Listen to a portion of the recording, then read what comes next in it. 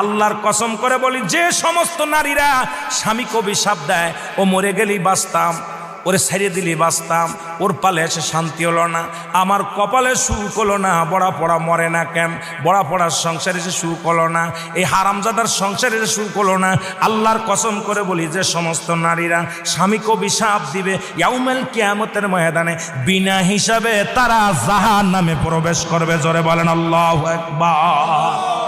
আমার মারা যারা মাইকের আওয়াজ শোনেন, শুনে নেন,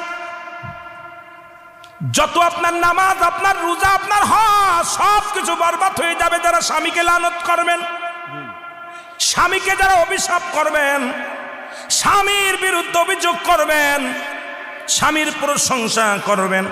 আল্লাহর দরবারে আপনি নেকি পাবেন, আল্লাহর দরবারে নফল বন্দেগী পাবেন। সারা রাত পরে আপনি ইবাদত করেছেন, আর একবার বলেন, আপনার মার কাছে বলেন,